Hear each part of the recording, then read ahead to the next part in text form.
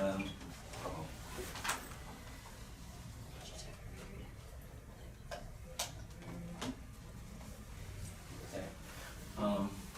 Brother Elisha, the Household of Faith, and we're located in Gary, Indiana, and came out here, Brother Elvin and Sister Tina, fellowshipping with them, and it's been truly a blessing. So go ahead and get started. We usually start off with prayer. We just remain where we are. I just usually open up with the Lord's Prayer, and then we get right into today's message. Okay. So, yeah. Okay. Our Father which art in heaven, hallowed be thy name. Thy kingdom come, thy will be done on earth as it is in heaven. Give us this day our daily bread, and forgive us our debts as we forgive our debts towards. And lead us not into temptation, but deliver us from evil. For thine is the kingdom, the glory, and the power forever. In Jesus' mighty name we pray. Amen. Amen. Okay, so today's message is dealing with the law, and I heard you were speaking about, I believe, your experiences, and since it's such an intimate, such close quarters, if we could just talk about like where we're coming from, so I can get an idea of where you're coming from, get to know you better, and also if you have any questions after I'm done, please feel free. Anything in the Bible, anything at all. What I can answer to the best of my ability according to what the scriptures say. I grew up Baptist. I was telling my brother and sister last night that both my grandparents on both sides started Baptist churches. I grew up in a Baptist church, and it wasn't until I was an adult that I realized that what I was being taught wasn't actually in the Bible. So I was introduced to the faith almost 20 years ago. That's basically in a nutshell where I'm coming from. I was raised holiness, and we had a concert every Sunday. But like when you talk to my mother, she said they said they kept the Ten Commandments, but we didn't. And we just did whatever and came in and said our prayers and stuff and went on back to living however we was doing. So that's how I was raised, with nothing really weren't following what was written. We did communion and all that stuff straight out of the Catholic Church. Sunrise service on Easter. Okay, never mind. What about you, sister? I have a little bit of holiness in my background. When I was a child, my parents did not go to church or have a belief system per se. Okay. But I was allowed to go to church with my grandparents, and then also a kind of a family friend. They were holiness, so some of my youth when I was young was holiness, and then my teenage years I gravitated more towards going to church with my grandparents, and they were, I believe, Baptist. Yeah, Baptist. And then when I met my husband, his background was Jehovah's Witness, so I took the study with Jehovah's Witness, and by that point, I was pretty turned off by the whole church, going to church. So I kind of gravitated towards the witnesses and their teachings. And we pretty much we have 3 children, we raised our children with a lot of the witness belief system as far as not pagan worship and not celebrating holidays and things like that. And then here over maybe the last 10 years. Yeah, we started with a church with a friend. Then we went to a non-denomination. We tried church again, went to a non-denomination church.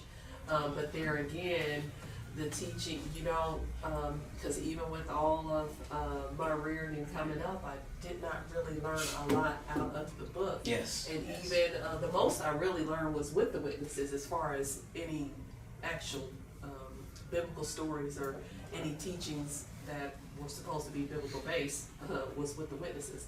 And then fast forward here the last 2 years, I worked with Tina. Okay. And she told me about IOG. So we started kind of looking at their teachings online. And right before she told us about IOG, our son, he had started reading the Bible and It's funny how kind it of, works. yeah, but he's kind of branched off in a different direction, I'll say. Okay. But a lot of the biblical teachings as far as the dietary laws and things of that nature, we started paying attention to because he was doing things differently. And then Tina brought up, and I'm like, oh, that's weird. Did you bring that up? My son, he's not eating pork, and not, you know. And we started going on to the ILG site and started kind of studying there. That's kind of, I didn't mean to talk for you, but that's kind of where we are now. Oh, we're fine. Thank you. I mean, I where I come from is, as I was speaking earlier here, I come from a myriad of different, whether it was holiness, Baptist, Catholic, Muslim, over my period of life, because my mother was like, my father and my mother they're from Alabama. Okay. So the lenses of life that I was given by them was, you don't trust the white man, period. Okay. At the end of the day, because they could actually say, hey, Northerners, they felt like Northerners didn't have enough common sense to understand that the trust that you're putting into white America, it can't be valid. So, with that being said, they always had an issue with religion. Okay, so they like, hey, this is the same somebody that we went to church with that owns the church up the street, up the road, but they're putting on their Klan's gear and coming down and burning crosses in front of our house to keep us in line. They actually witnessed that. They actually lived that. You know, and so, and then with they're the age of segregation and all that, way it was its highest level. So, this is the household that I grew up in, amongst other dysfunctions. So, what ended up happening is my mother, you know, as the time went on in life, I realized that she really was special needs. So, whatever she focused on, she felt like, oh, you're bright enough that you can find it out for me if this is real or not. So, 1 month we might be doing holiness. Next month we might be doing Jehovah's Witness. And so that's how, as a child, I was given a Bible story book. So I tell her, like, I can visualize all the Old Testament from a child.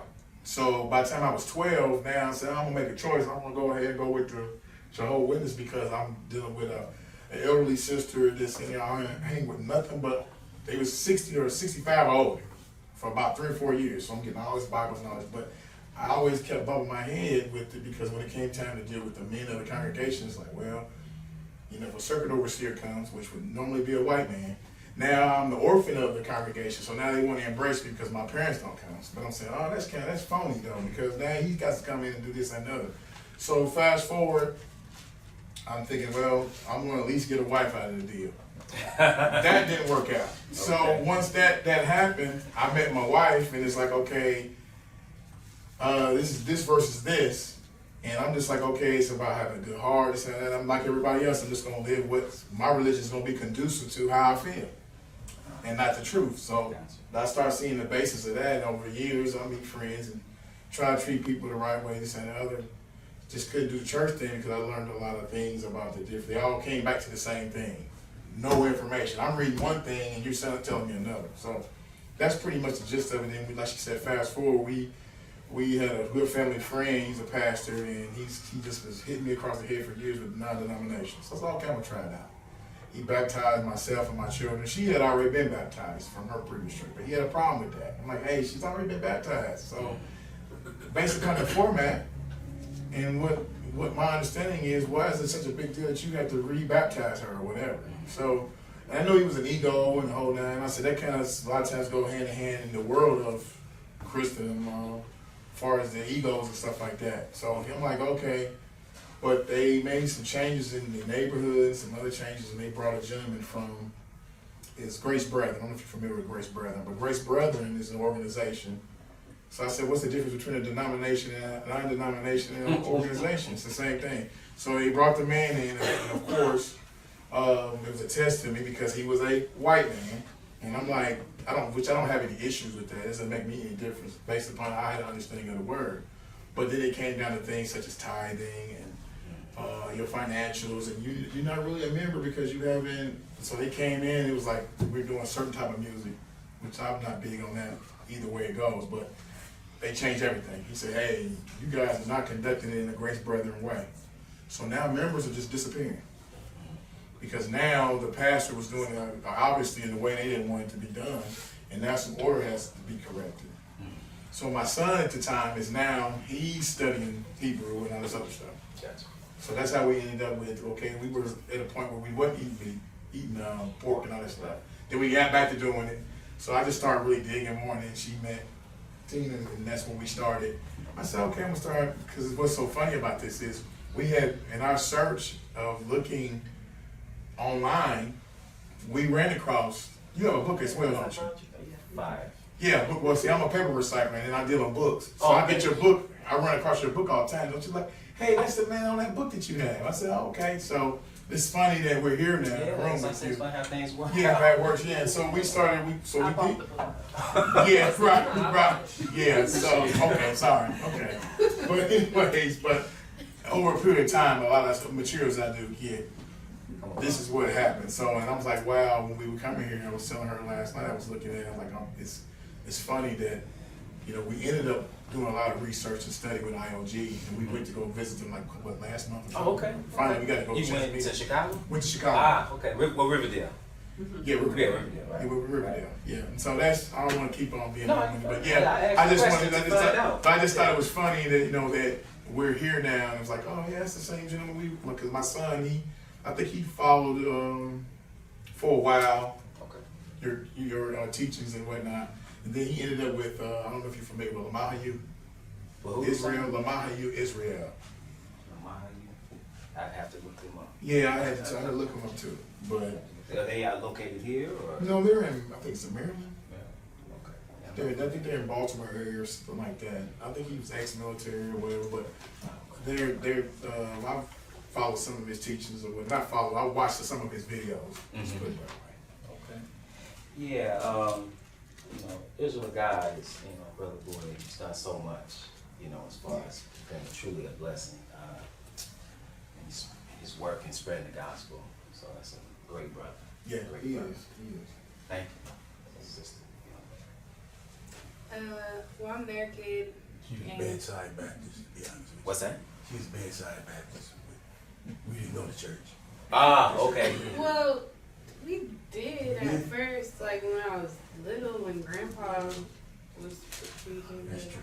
But I don't know, I was little, so I don't remember what. And I went to church with my grandmother for like a few years, like maybe 4th grade to like 6th grade. And what you said, they were holiness, I don't really remember. And then I went to church here and there with different people, different friends, different things. And I mean, now just, I hear things he has to say, and sometimes it's, or things he's trying to show me. And he constantly sends Bible verses, watch this video, all that stuff. And some of the things can be uncomfortable because it's different from what you thought or whatever, but I am interested in learning more. And Praise the Lord. so, Yeah, my father did that to me. When I was coming home from college, and he like, you know, so he introduced me to it. And I'm like, yeah, okay. But then that stuff was sticking with me. So I go back to college and I, you know, what he said, and then I go seek it out. And then I was intensely seeking and searching while in college. And so, but he put that thing in motion for me. So yeah, I know that I've been in that same position. I grew up Jehovah's Witness. You said that Since 5 years. since 5 years old. Okay. Never was baptized, but that's what Mom expected you every Sunday and 2 times a week to be in either Bible study or, I did it till I was 18. Gotcha. Thank you. What about you, sister? And your name is? Oh, that's my wife. I was joking. Celtic Church of God of Christ my whole life. That's all I know. All I know. Yep, okay. So that gives me a good idea where people are coming from. And based on what was just said, one thing about the Bible is telling us that there's, because we have a lot of Baptists, but my brother said Catholic, Jehovah's Witness, Islam. I can remember growing up Baptist, going to a Catholic school when I was studying Islam and Buddhism. Because I was like, something's not, even in high school, I was like, what's this about? So you're seeking. But the Bible tells us that there's one Lord, one faith, one baptism. There's really one way. And just based on what you said, brother, kind of struck me. If we could turn real quickly to Isaiah, the 43rd chapter. And you, sister, you said Jehovah's Witness. We can go to Isaiah, the 43rd chapter quickly. Because one thing about it is that, because he talked about trust of Europeans, quite frankly. There is no major religion that comes from Europe. Not a one. No. And this faith system that we believe in, that you read about in the scriptures, did not come from Europe. Rather, it was taken to Europe by black folks, Semitic people, Hebrews, that exposed this to Europeans. So, nor was this faith system an organization called Jehovah's Witness. I want to read who his witnesses are here in Isaiah 43rd chapter in verse 8. He says, Isaiah 43 and verse 8 reads, "Bring forth the blind people that have the eyes and the deaf that have ears, that all the nations be gathered together, and let the people be assembled, who among them can declare this and show us former things. Let them bring forth their witnesses, that they may be justified, or let them hear and say, it is truth. Ye are my witnesses, saith the Lord, and my servant whom I have chosen, that ye may know and believe and understand that I am he. Before me there was no God formed, neither shall there be after me." The one he's talking to, or talking about, is the nation of Israel. Those are his witnesses. That's the one people who are black people that have been scattered into slavery all over the world. Here in the